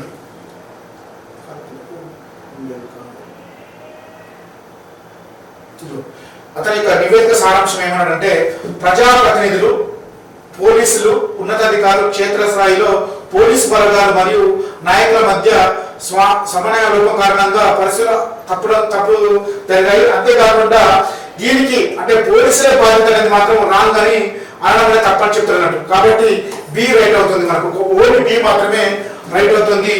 ఎవరైతే ఏ వేస్తారో బి మాత్రమే రైట్ అవుతుంది. చూసుకోండి జాగ్రత్త. ఓకేనా? Right. Question number 70. 1938 Vande Mataram ఉద్యమంలో పాల్గొన్నందుకు బహిష్కృతమైన ఉస్మానియా యూనివర్సిటీ విద్యార్థులను చేర్చుకోవడానికి తిరస్కరించిన ఆంధ్ర యూనివర్సిటీ ఉప కులపతిని గుర్తించండి. మనకు మరి కట్టమంచి లింగారెడ్డి, రామలింగారెడ్డి ఆన్సర్ రైట్ అవుతుంది. దీనికి సంబంధించి జీనియస్ పబ్లికేషన్ పుస్తకంలో 179లో ఉంది. మనకు 1938 వందే మాతరం ఉద్యమము మనకు ఉస్మానియా యూనివర్సిటీలోని బిఆర్స్లో ప్రారంభమైనప్పుడు మనకు ఆంధ్ర ప్రాంతానికి సంబంధించి ఇక్కడ కట్టమంచి లింగారెడ్డి ఆంధ్ర యూనివర్సిటీకి, అలాగే ఎస్ రాధాకృష్ణ వచ్చేసి మనం తీసుకున్న మద్రాస్ యూనివర్సిటీకి, వీళ్ళందరూ కూడా ఉపకులపతిగా ఉండడం జరుగుతుంది. మరి మరి మన ప్రాంతానికి చెందినటువంటి వ్యక్తులను చేర్చుకున్న యూనివర్సిటీ ఏంటంటే మనం తీసుకుంటే నాగపూర్ విశ్వవిద్యాలయం. నాగపూర్ విశ్వవిద్యాలయం వీడి సావర్కర్ సూచన మేరకు నాగపూర్ విశ్వవిద్యాలయంకు చేర్చుకుంది. ముఖ్యంగా ఆనాటి వీసీ ఎవరంటే జస్టిస్ కేదార్నాథ్ పాత్రే త్రిపాఠి అనే వ్యక్తి అప్పుడు ఈ వీసీగా పనిచేస్తున్నాడు.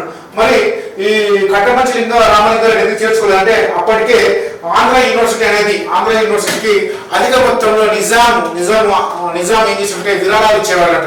అందుచేత అంతేకాకుండా మద్రాస్ యూనివర్సిటీ కూడా విరాళాలు ప్రకటించేవారు. అందుచేతనే అప్పుడు సర్వేపల్లి రాధాకృష్ణ చేర్చుకోలేదు, కట్టమంచి రామలింగారెడ్డి చేర్చుకోలేదు. ఓకేనా, రైట్. దానికి సంబంధించి మన జీనియస్ పబ్లికేషన్ పుస్తకంలో 179 లో ఉంది. ఇక్కడ ఏమడిగాడు, ఆంధ్ర యూనివర్సిటీ అంటే కట్టమంచి రామలింగారెడ్డి. ఓకేనా, రైట్. Question number 18. ఈ కింది వాక్యాలను పరిగణించండి. ఇక్కడ ఆన్సర్ చూస్తే మనకు ఒక వ్యక్తి జన్మించే నాటికి, ఆప్షన్ ఏ, ఒక వ్యక్తి జన్మించే నాటికి అతను లేదా ఆమె హైదరాబాద్ రాష్ట్రానికి చెందిన వ్యక్తి అయితే ములికిగా గుర్తించబడతారు. ఓకేనా, వ్యక్తి జన్మించే నాటికి అంటే పౌరసత్వం ఎలా ఉంటుందో ఇక్కడ కూడా అలానే ఇవ్వడం జరిగింది. ఒక వ్యక్తికి సంబంధించి ఆర్టికల్ ఎలా ఉంటుంది ఇక్కడ కూడా అలానే ఇచ్చిండు. వ్యక్తి జన్మించే నాటికి ఆమె లేదా అతడు వ్యక్తి జన్మించే నాటికి హైదరాబాద్ రాష్ట్రానికి చెందినట్లయితే, ఎలా అయితే భారతదేశం చెందినట్లయితే పౌరసత్వం లభిస్తుందో ఇక్కడ కూడా అలానే ఇవ్వడం జరిగింది. వాళ్ళు కూడా అందరూ కూడా భారతీయులు ఎలా అవుతారో ఇక్కడ ములికిగా గుర్తించబడతారని చెప్తున్నాడు. ఇది రైటే ఉంది. నెక్స్ట్ ఆప్షన్ బి చూద్దాం. అతను లేదా ఆమె జన్మించిన సమయంలో అతను ఆమె తండ్రి హైదరాబాద్ రాష్ట్ర ఉద్యోగిగా 12 సంవత్సరాలు పూర్తి చేసినట్లయితే ములికిగా గుర్తించబడతారట. ఇది రాంగ్ ఉంది. ఇది 15 సంవత్సరాలు అండి. 15 సంవత్సరాలకు సంబంధించి చూపిస్తాం. ఇగో మనం చూపిన తర్వాత చెప్తాను. సి వచ్చేసి ఇది రాంగ్ ఉంది. సి వచ్చేసి చూద్దాం. నెక్స్ట్ ములికి కానటువంటి స్త్రీ ములికి అయిన పురుషుని అంటే మ్యారేజ్ చేసుకుంటే ఆమె ములికిగా గుర్తించబడుతుంది. ఇది కూడా సి రైట్ ఉంది. ఎలా చెప్తాం, ములికి కానటువంటి పురుషుడు ఒకవేళ ములికి స్త్రీని మ్యారేజ్ చేసుకున్నట్లయితే ములికిగా గుర్తించబడతాడు. ఇది రాంగ్ ఉంది. మన ఇక్కడ ఏసీ మాత్రమే రైట్. దీనికి సంబంధించి పరిపూర్ణ సమాచారం వచ్చేసి మీర్ ఉస్మాన్ అలీ ఖాన్ 1999 ఫర్మానా ద్వారా తెలియజేస్తాడు. మరి ఫర్మానాలో ఏముందంటే మనం ఫస్ట్ చూద్దాం. ప్రభుత్వ ఉద్యోగాలు కేవలం ములికిలను నియమించాలి. ఇది ఓకే. ఇప్పుడు మనకు వచ్చిన ఫస్ట్ ఆప్షన్ చూద్దాం. నిజాం రాష్ట్రంలో జన్మించిన వారు మాత్రమే ములికిలుగా గుర్తించబడతారు. ఉద్యోగాలు కేవలం వీరు మాత్రమే అర్హులు. కాబట్టి ఫస్ట్ ఆప్షన్ రైట్. వీరు సెకండ్ ఆప్షన్ చూసుకుంటే మనకు వీరు కాక ఇంకా ఎవరైనా 15 సంవత్సరాల నుంచి వరుసగా హైదరాబాద్ రాజ్యంలో నివసిస్తూ తిరిగి వీరికి వెళ్ళే ఆలోచన లేని వారందరూ కూడా ములికిలే కాబట్టి ఇక్కడ 15 సంవత్సరాలు కాబట్టి 12 ఇచ్చారు కాబట్టి రాంగ్. ఓకేనా, రైట్. నెక్స్ట్ హైదరాబాద్ సంస్థలో 15 ఏళ్ళు ఉద్యోగం చేసిన వారి పిల్లలు అందరూ కూడా ములికిగా గుర్తించబడతారు. ఇక్కడ మూడో ఆప్షన్ చదువుతున్నాం. ములికి కానటువంటి, ఇక్కడ చూడండి, ములికి కానటువంటి స్త్రీ ములికి అయిన పురుషుల్ని వివాహం చేసుకుంటే ఆమె ములికిగా గుర్తించబడుతుంది కాబట్టి అది రైటే. చూడండి, ఇక్కడ ఇచ్చాడు. భర్త ములికి అయితే అతని భార్య కూడా ములికి నిబంధనలు వర్తిస్తాయి కాబట్టి ఇది కూడా రైటే. అంతేకాకుండా ములికిలో గుర్తింపు పొందాలంటే కలెక్టర్ స్థాయి అధికారి నుండి ధృవీకరణ పత్రం తీసుకోవాలి. ఇక్కడ మనకు ఏసీ మాత్రమే రైట్. దీనికి సంబంధించి మన జీనియస్ పబ్లికేషన్ పుస్తకంలో 154 పేజీలో ఉంది, 154 పేజీలో ఉంది. ఓకేనా. క్వశ్చన్ నెంబర్ 19 చూద్దాం. ఇది మనకు మొట్టమొదటి ప్రజాప్రభుత్వం పైన క్వశ్చన్ వచ్చింది. సంబంధించి ఇక్కడ ప్రజాప్రభుత్వం పైన మనకు ఒక సైడ్ గురుకుల మంత్రివర్గంలోని మంత్రుల పేర్లు ఇచ్చాడు, ఒక సైడ్ వాళ్ళ శాఖలు ఇచ్చాడు. మనకు అంటే పూర్చేట్ దాని మనకు విద్యాశాఖ అనిపిస్తుంది.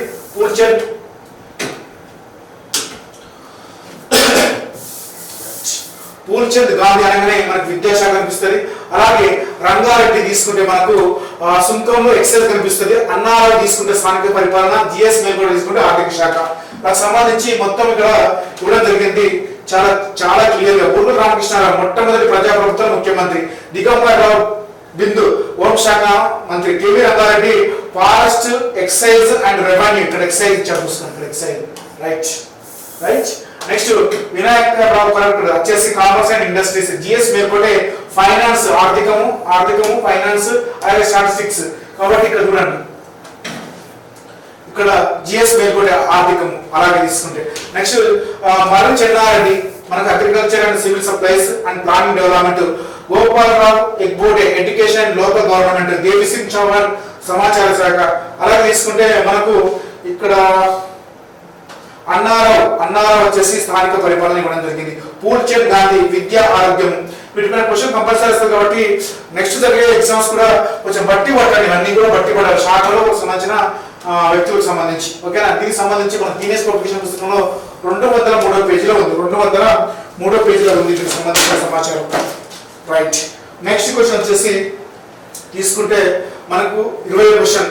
1959 ఆంధ్రప్రదేశ్ పబ్లిక్ ఎంప్లాయ్మెంట్ నియామకాల ప్రకారం ఈ కింది నియమాలను ప్రభుత్వం మరియు స్థానిక సంస్థల నియామకాల్లో అనుసరిస్తారు. దీనికి సంబంధించి పేజీ నెంబర్ 374, 375లో ఉంది. ఓకేనా, 375లో ఉంది.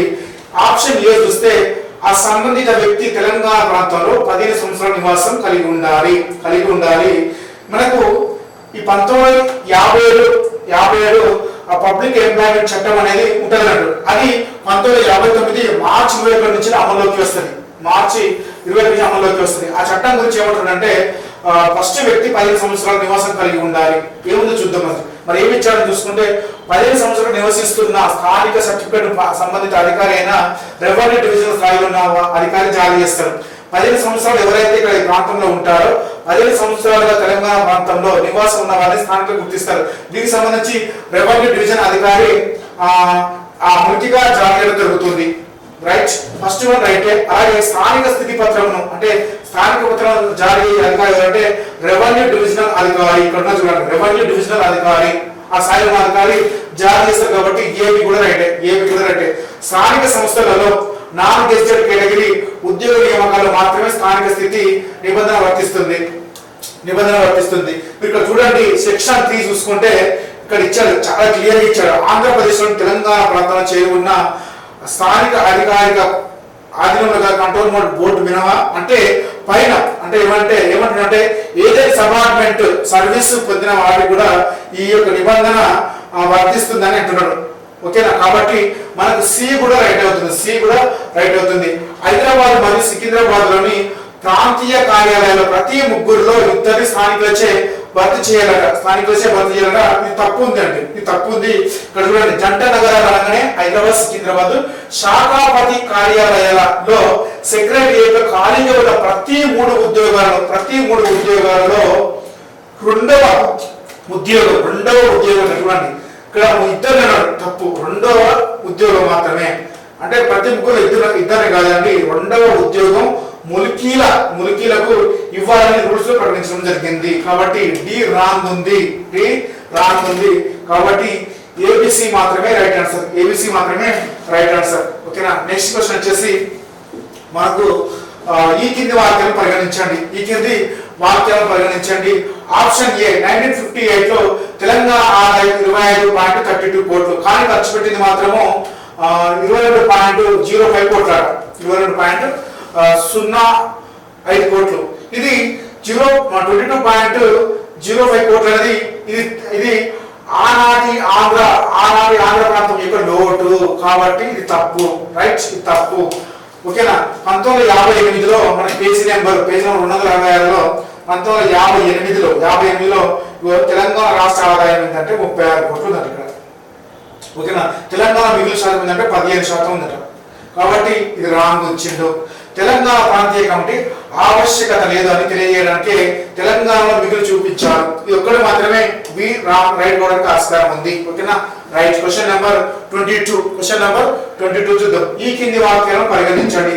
ఆప్షన్ ఏ చూస్తే రాష్ట్ర ప్రభుత్వంలో తెలంగాణ ఉద్యోగుల సమస్యపై దృష్టి సారించాలని తెలంగాణ ప్రాంతీయ కమిటీ అంటే కె అచ్యుతారెడ్డి గారు నిర్ణయించారు. ఇది రైట్ కావాలని ఆస్కారం ఉంది. ఇతని తర్వాత ఫస్ట్ అచ్యుతారెడ్డి తర్వాత వచ్చినటువంటి జే చొక్కారావు కూడా రైట్ కావాలని ఆస్కారం ఉంది. జే చొక్కారావు అంటాడు, ఈ వాస్తవం చెప్పాలంటే ఈ మామూలు ఉద్యోగుల సమస్యలపై జే చొక్కారావు అంటాడు. ఇది రైట్ కావచ్చు కాకపోవచ్చు. దీనికి సంబంధించి మన జీనియస్ పబ్లికేషన్ పుస్తకంలో 239 పేజీలో ఉంది. అలాగే 267 పేజీలో కూడా ఉంది. 1962 అక్టోబర్లో టి రామాచారి నేతృత్వంలో అంటే ఉద్యోగ సమస్యలను విచారించేందుకు ఒక తాత్కాలిక కమిటీని నియమించారట. ఇది ఎక్కడ కూడా తెలంగాణ ఉద్యోగం కనబడలేదు. ఏ మాత్రమే రైట్ కావడానికి ఉంది, లేకపోతే ఏ మరియు బి రెండు కూడా సరికావు. వాస్తవంగా కె అచ్యుతారెడ్డి కూడా అంటారు. కానీ అంటే దీనికి సంబంధించి 19వ ప్రాంతీయ సంఘం అధ్యక్షుడు తెలంగాణకు సంబంధించి భూముల కొనుగోలు విషయంలో అలాగే దానిపై స్పందిస్తాడు. అంతేకాకుండా ఉద్యోగాలపై కూడా స్పందిస్తాడు. చూడండి, ఆంధ్ర ఉద్యోగుల కళలో కూడా ఊహించినంత లాభాలు పొందాలో ఎలా చెప్పాలో కె అచ్యుతారెడ్డి గారు పత్రికల ద్వారా ముఖ్యమంత్రి రామోదరెడ్డి సంజయ్ తెలిసేటట్టు విమర్శిస్తూ ఎన్నోసార్లు చేసిండు. ఇది కూడా రైట్ కావడానికి ఆస్కారం ఉంది. కాబట్టి ఏ మాత్రమే సరైనది. ఒకవేళ డిలీట్ చేయడానికి కూడా, అంటే డిలీట్ అని కాదు, జీవ చుక్కారా కూడా రైటే. జీవ చుక్కారా అయితే డైరెక్ట్ అనేస్తాడు, ఓకేనా. కాబట్టి మనకి ఏ మాత్రమే రైట్. అది లేనప్పుడు మాత్రము ఏ మరియు 2 కూడా సరికావు. Right. Question number 23. Question number 23. మన 23లో ఏ విషయం అంటే 1969 ఉద్యమం సంబంధించి ఈ కింది వాటిని కాలక్రమంగా మార్చండి. ఫస్ట్ ఆప్షన్ ఏ ఏమిచ్చిండు? ఏమిచ్చిందంటే మల్లికార్జున ప్రధాన కార్యదర్శిగా ఉస్మానియా యూనివర్సిటీలో కార్యాచరణ కమిటీని నియమించాడట. జనవరి 3వ తారీఖున నియమించడం జరిగింది. నియమించారు. సరే, జనవరి 13వ తారీఖు ఇది చూద్దాం. జనవరి 13వ తారీఖున మనం తీసుకుంటే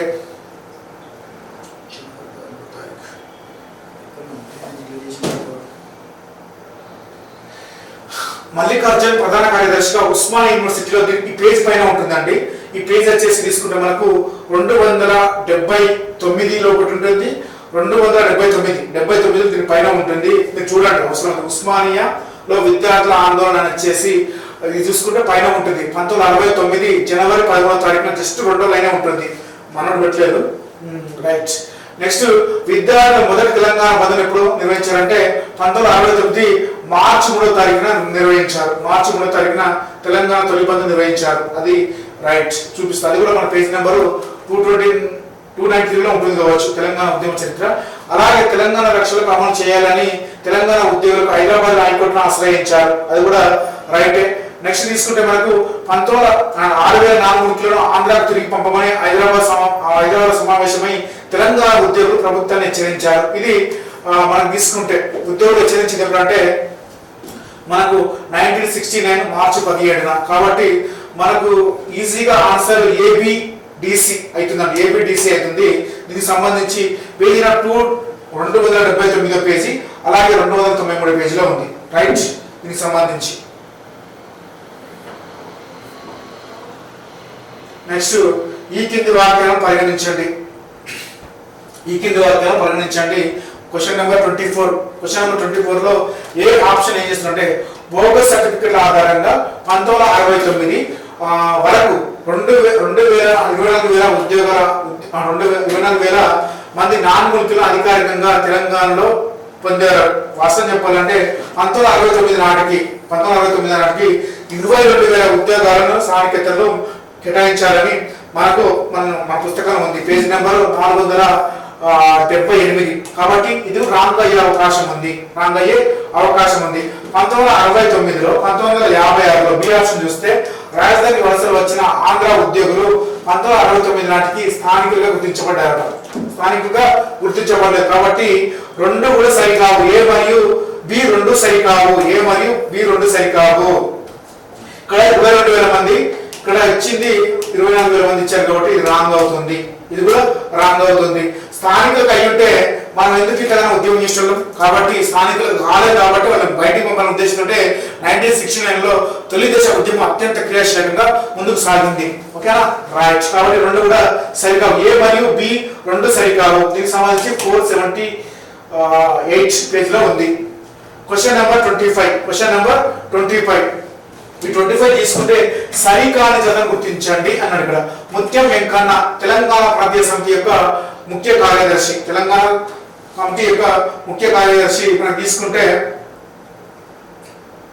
1968లో మన తెలంగాణ ప్రాంతీయ సమితి ఏర్పడుతుంది. ఇది కొలిశెట్టి రామదాస్ పంతుల ఆధ్వర్యంలో ఏర్పడుతుంది.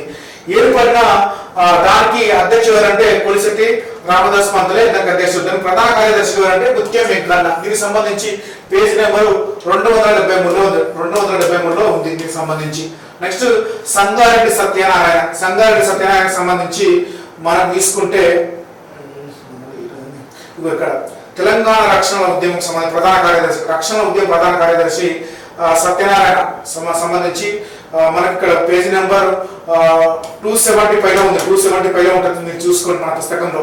అది ఇది కూడా రైటే, ఫస్ట్ వన్ రైటే, ఇది రైటే. నెక్స్ట్ చేకూరి కాశయ్య తీసుకోండి. కొత్తగూడెం సమితి అధ్యక్షులు ఎవరంటే చేకూరి కాశయ్య లేక చేకూరి కాశయ్య అని ఇవ్వడం జరిగింది. చూడండి, ఇది కూడా రైటే.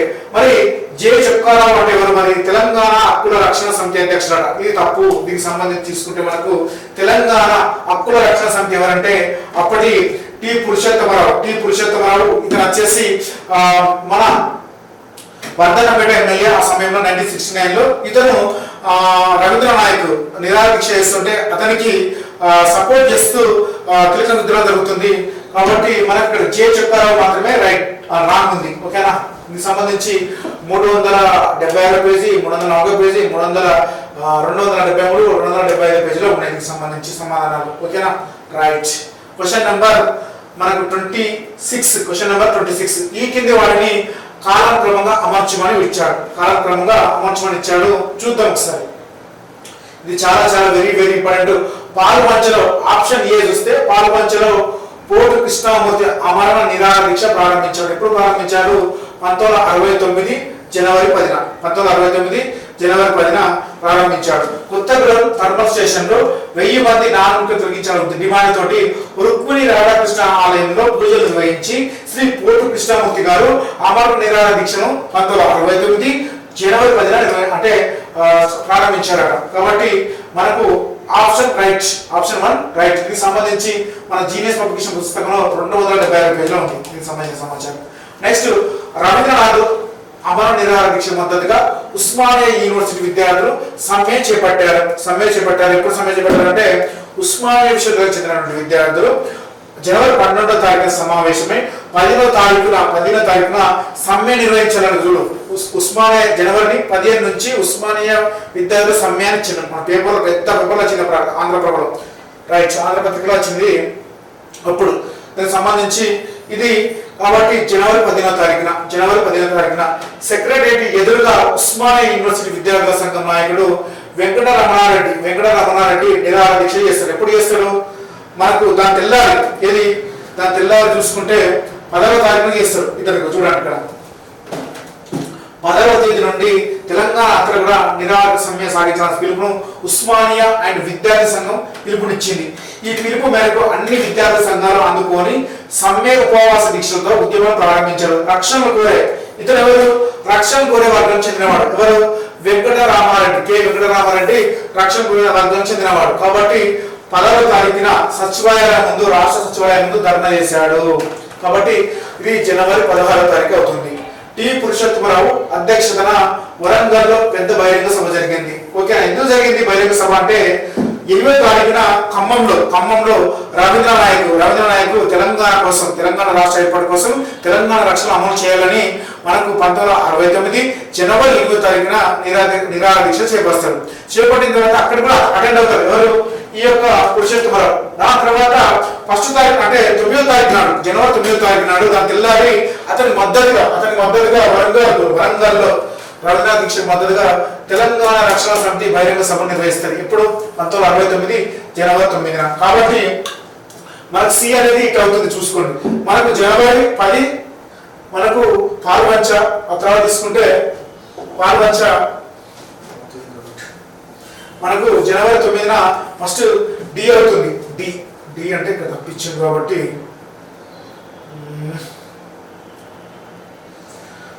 ఇక్కడ ఆప్షన్ రాలేదు. మరి ఆప్షన్ అయితే రాలేదు కాబట్టి ఏబిడిసి అవుతుంది. మామూలుగా డి అనేది ముందుకు రావాలి. ఫస్ట్ జనవరి 9వ తారీఖు అంటే పోటు రామకృష్ణ జనవరి 10 కాబట్టి ఆన్సర్లు రావాలి.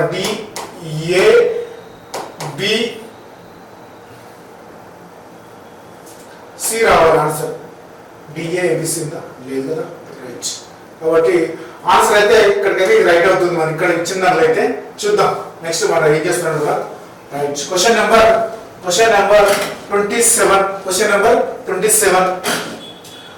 Telangana non gazetted officers union 1969లో ఎందుకు తెలంగాణ రక్షణ ఉద్యమం ప్రారంభించింది? దీనికి సంబంధించి పేజీ నెంబర్ 228 పేజీలో ఉంది. జీనియస్ పబ్లికేషన్ తెలంగాణ ఉద్యమ చరిత్ర రాష్ట్ర ఆవిర్భావం. దీనికి సంబంధించి మనం తీసుకుంటే మనకు చూడండి, తెలంగాణ ఫస్ట్ ఆప్షన్ తెలంగాణ ఉద్యోగుల రక్షణను తెలంగాణ ప్రభుత్వం పక్షపాతం ఉల్లంఘించినందుకు, దానికి సంబంధించిన రక్షణ కూడా పక్షపాతం ఉల్లంఘించినందుకు. ఇక్కడ చూడండి, ఉద్యోగుల రక్షణను ప్రభుత్వం యాచేతంగా ఉల్లంఘించినందుకు అది రైట్ గా ఉంది. రైట్. నెక్స్ట్, ములికి నియమాలు మరియు నిబంధనలను ఉల్లంఘించినందుకు, ములికి నిబంధనలు ప్లస్ నిబంధనలు ఉల్లంఘించడము, ఇది కూడా రైట్ గా ఉంది. అంతేకాకుండా కేంద్ర ప్రభుత్వం మరియు కోర్టులు ఇచ్చిన ఉత్తర్వులను ఆచరణ పెట్టకపోవడము.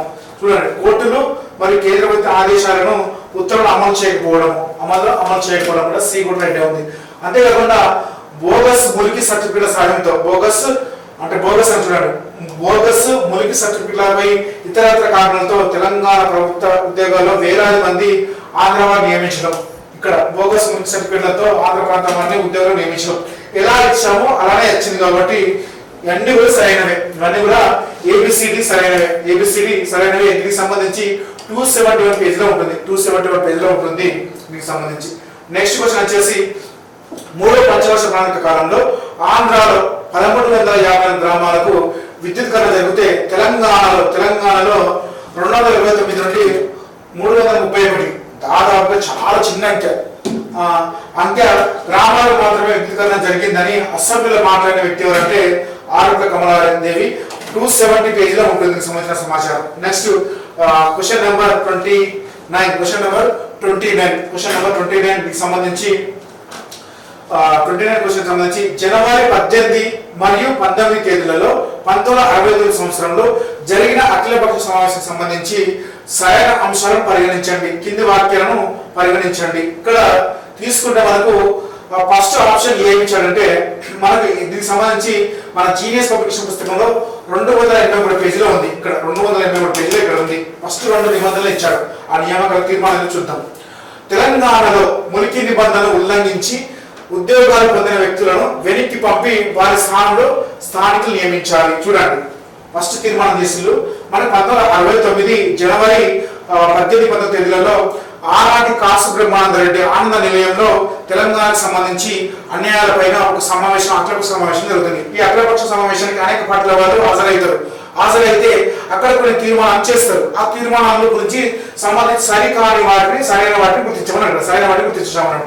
ఫస్ట్ ఆప్షన్ తెలంగాణలో ములికి నిబంధనలు ఉల్లంఘించి ఉద్యోగాలు పొందిన వ్యక్తులను వెనక్కి పంపి వారి స్థానంలో ములికీలను స్థానికులు నియమించాలి అని ఇచ్చాడు. ఇక్కడ చూడండి, ములికి నిబంధనల విరుద్ధంగా నియమించిన ఉద్యోగులు వారి స్థలాలకు పంపించి ఆ ఖాళీలో స్థానికులను నియమించాలి. కాబట్టి ఫస్ట్ 1 రైటే. నెక్స్ట్, బోగస్ ములికి సర్టిఫికేట్ సాయంతో ఉద్యోగాలు పొందిన వారి విషయంలో విచారణ జరపాలి. ఇక్కడ చూడండి, సెకండ్ ఆప్షన్ చూద్దాం. బోగస్ ములికి సర్టిఫికేట్ ద్వారా ఉద్యోగాలు పొందిన వారిపై విచారణ జరిపించాలి. కాబట్టి విచారణ సేమ్ పదాలు ఎట్లునే అట్లనే వచ్చినాయి. కాబట్టి ఏ మరియు బి రెండు కూడా సరైనవే. క్వశ్చన్ నెంబర్ 30 చూద్దాం. ఈ కింది వాక్యాలను పరిగణించండి. ఫస్ట్ ఆప్షన్ వచ్చేసి తెలంగాణ ఉద్యమంలో విద్యార్థులు కూడా పాల్గొనేట్లు బావడి కొలిశెట్టి రామదాస్ వ్యక్తపరిచాడు. ఇక్కడ ఇది కొలిశెట్టి రామదాస్ రైట్ కావచ్చు, కాకపోవచ్చు. ఎందుకంటే ఇతను అనేక ప్రాంతాలు తెలంగాణ కోసం పర్యటించి ముఖ్యంగా కె రామదాస్ సూచనల మేరకు పెట్టిన వ్యక్తి ఎవరంటే మనకు సూచించిన వారు కె రామదాస్ పంతులు. అయితే దీన్ని ముఖ్యంగా ఆ భావన ముందు తీసుకెళ్లి మాత్రం కొలిశెట్టి రామదాస్. ఇది రైట్ కావచ్చు, కాకపోవచ్చు. ఓకేనా, ఇది మాత్రం రైట్ కావచ్చు, కాకపోవచ్చు. చూద్దాం. నెక్స్ట్, అన్నపర్తిలో రవీంద్రనాథ్ అమర దీక్ష పూనుకునేట్లు చేసింది ఎవరంటే కొలిశెట్టి రామదాస్ పంతులే. ఇది బి రైటే. అలాగే బి రైటే. జనవరి 8న 1969 అన్నపర్తిలో రవీంద్రనాథ్ అమర నిరాహార దీక్షను ప్రారంభించడం. ఇది కూడా రైటే. కొంతమంది విద్యార్థులు తమ బొటన వేలును కోసి నిరాహార దీక్ష చేస్తున్న ఆందోళనకారుల నుదుటిన రక్త తిలకం దిద్దారు. ఇది కూడా రైట్ ఉంది. ఇక్కడ 4 ఆప్షన్ రైట్ ఉన్నాయి. లేకుంటే బీసీడీ కూడా రైట్ అవుతుంది. బీసీడీ రైట్ కూడా ఇవ్వకపోతే కొలిశెట్టి రామదాస్ విద్యార్థులు పాల్గొనేటువంటి విద్యార్థినే కదా ఎవరు మన అన్నపత్రులు రవీంద్రనాథ్. కాబట్టి ఏబిసిడి రైట్ కావడానికి ఆస్కారం ఉంది. లేకుంటే ఏబిసిడి రైట్